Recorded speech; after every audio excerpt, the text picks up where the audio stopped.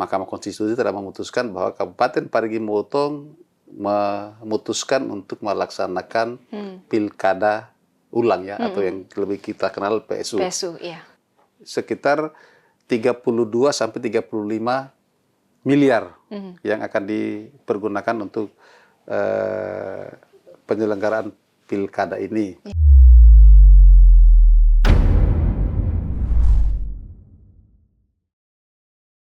Assalamualaikum warahmatullahi wabarakatuh. Shalom, Om Swastiastu, Namo Buddhaya, salam kebajikan, salam sejahtera bagi kita semua. Tribuners, bagaimana kabar Anda hari ini? Senang sekali saya Ilu Devi Sania dapat kembali menyapa Tribuners. Dan Tribuners, terkait dengan pilkada yang sudah selesai dan juga kepala daerah sudah dilantik dari berbagai penjuru Indonesia. Namun ada beberapa daerah yang akhirnya ditetapkan oleh Mahkamah Konstitusi untuk harus melaksanakan pemungutan suara ulang atau PSU, salah satunya adalah Kabupaten Parigi Motong. Dan untuk melihat bagaimana kesiapan dari DPRD dan juga bagaimana DPRD mengkaji terkait pelaksanaan PSU nantinya yang akan dilaksanakan, kita sudah bersama dengan narasumber kita hari ini, ada Bapak Dr. Andes Alfred Masboy Tonggiroh, MSI, selaku Ketua DPRD Kabupaten Parigi Motong periode 2024-2029 bersama kami hari ini. Selamat siang, Pak. Siang. Seperti apa kabarnya, Pak? Baik. Ya. Kabupaten Parigi Motong dengan kabar PSU-nya seperti apa, Pak? Ya, jadi memang pertama Kabupaten Parigi Motong setelah melaksanakan pemilihan serentak ya, itu memang ada gugatan. Nah, gugatan salah satu pasangan calon ke Mahkamah Konstitusi, dan ternyata putusan awalnya itu putusan dismisal Kabupaten Parigi Motong, salah satu daerah yang masuk pada tahapan selanjutnya, yaitu pembuktian, yang kemarin finalnya kita tahu pada tanggal 24 Februari Mahkamah Konstitusi telah memutuskan bahwa Kabupaten Parigi Motong memutuskan untuk melaksanakan pilkada ulang ya, atau yang lebih kita kenal PSU. PSU, iya. Dan salah satu putusan di sana adalah mendiskualifikasi salah satu calon nomor urut 5 ya, Pak Haji Amrullah dan Ibrahim Hafid. Nah, tentunya memang pada saat proses persidangan ini ya memang kita berharap sih sebetulnya untuk tidak terjadi pelaksanaan pilkada ulang, karena tentu ini berimplikasi kepada pembiayaan.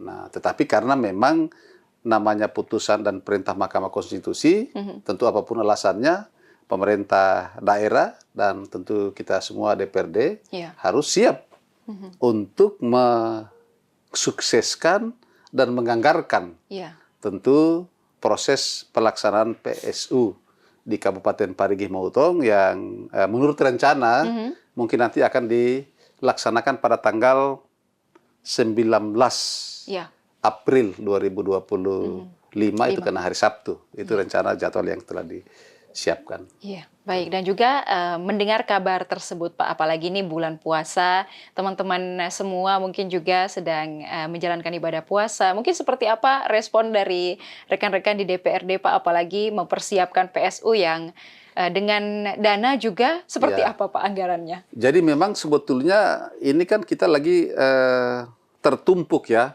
Pertama memang lagi kita melaksanakan efisiensi anggaran berdasarkan Inpres nomor 1 2025 yang sekarang pemerintah daerah tim anggaran sementara melakukan efisiensi, ditambah lagi dengan datangnya putusan MK. Ya, jadi memang jujur saya kita mengatakan sebetulnya ya kita memang agak berat ya untuk melakukan itu.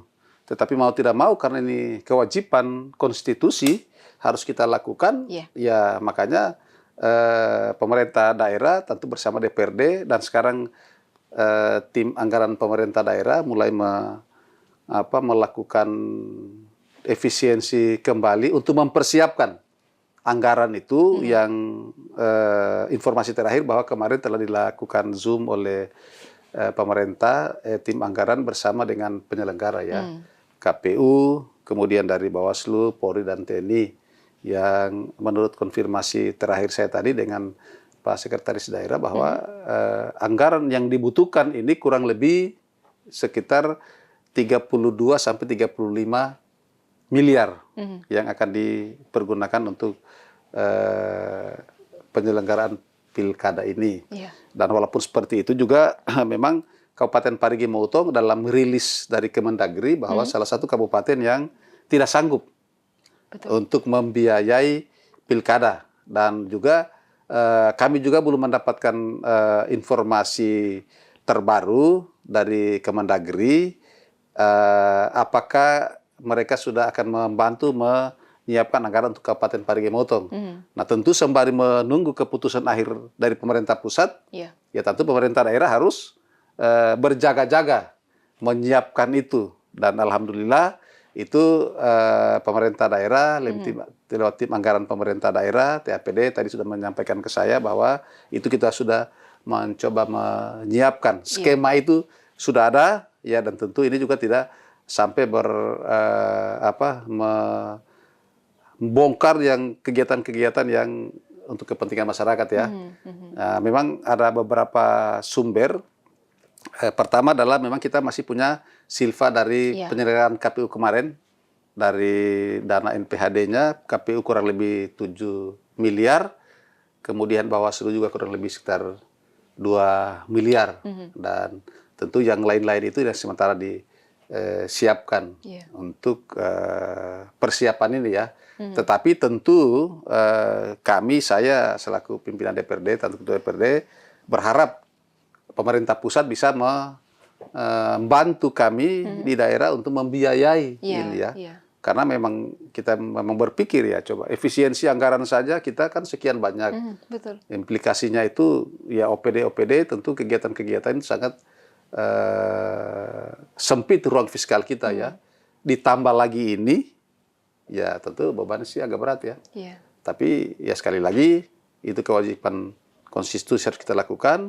Kemudian kami juga berharap pemerintah pusat bisa mensupport bantuan untuk pelaksanaan pilkada. Iya, baik. Dan juga terkait bantuan itu Pak dari pemerintah provinsi mungkin seperti apa responnya? Apakah sampai saat ini sudah ada perbincangan mungkin? Iya, sampai dengan saat ini lewat sekretaris daerah sudah melakukan komunikasi dengan pemerintah provinsi tentang usulan untuk kami dibantu untuk pembiayaan ini.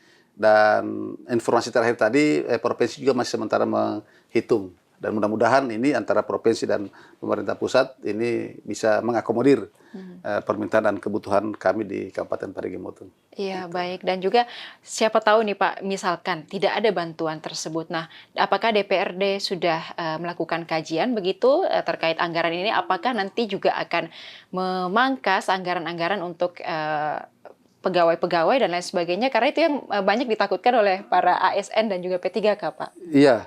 Jadi nanti selain silva tadi ini, tentu kami akan bicarakan tentu di tingkat pemerintah. Selain silva yang kurang 7 miliar, mungkin ada ruang-ruang yang memang kita mesti akan melakukan rasionalisasi. Mungkin di sana kita bisa memanfaatkan ada pos kita, ada BTT, ya kan, biaya tidak terduga, itu juga salah satu pos yang mungkin kita bisa dapatkan. Kemudian ada pos-pos lain yang tentu bisa kita kumpulkan untuk membiayai ini. Tapi saya yakin bahwa tentu ini bisa kita lakukan. Dan sekali lagi saya kira saya optimis tidak mungkin pemerintah provinsi, pemerintah pusat juga akan menutup mata ya melihat kondisi keuangan kita di Kabupaten Parigi Motong ini. Iya, baik. Semoga memang segera ada bantuan ya Pak ya. Dan juga terkait omongan ini sudah dikerjasamakan kah atau sudah diperbincangkan juga kah dengan KPU dan Bawaslu sejauh ini komunikasinya seperti apa Pak? Komunikasi antara KPU, Bawaslu dan tim pemerintah daerah, tim anggarannya sudah komunikasi kemarin, dan saya tadi berkomunikasi dengan Pak Sekda. Posisi terakhir seperti ini, apa yang saya sampaikan tadi dia. Tentu masih juga mereka melakukan kajian, tetapi yang pasti bahwa anggaran yang dibutuhkan itu sekitar 32 sampai 35 miliar. Iya, baik. Dan kisaran anggaran itu semoga nanti bisa terpenuhi begitu ya Pak ya, Ya, dan juga Pak Rigi Motong bisa melaksanakan PSU dan terpilih bupati dan juga Bupati wakilnya Bupati. yang bisa membawa kabupaten ini lebih baik lagi. Dan Amin, terakhir amin. mungkin Pak, apa yang ingin disampaikan kepada pemerintah, kepada masyarakat juga terutamanya yang nanti juga akan kembali memilih pemimpin di kabupaten ini, silahkan. Iya. Yang pertama memang saya kira saya berharap bahwa semua masyarakat Parigi Motong tetap dengan semangat untuk menggunakan hak pilihnya pada tanggal 19 April 2025, tentu dengan tetap menjaga situasi dan kondisi Ya. yang aman sehingga pemilihan ini bisa berjalan dengan damai.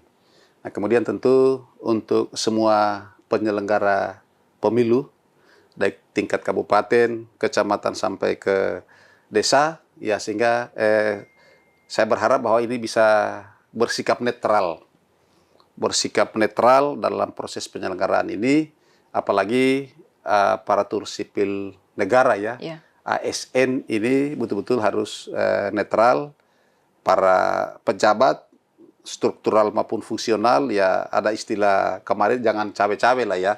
Saya kira masyarakat kita berikan kebebasan, siapapun yang dipilih, siapapun yang menang, saya kira itu yang terbaik untuk Kabupaten Parigi Motong. Nah, kemudian tentu saya sangat berharap supaya tercipta pemilihan ini yang betul-betul jujur, adil tanpa intervensi, sehingga potensi untuk gugat-menggugat tidak ada lagi. Iya, betul. Jangan sampai lagi ada PSU di tahap berikut, karena kalau kita melihat itu kan ada beberapa kasus sampai 3 kali Iya.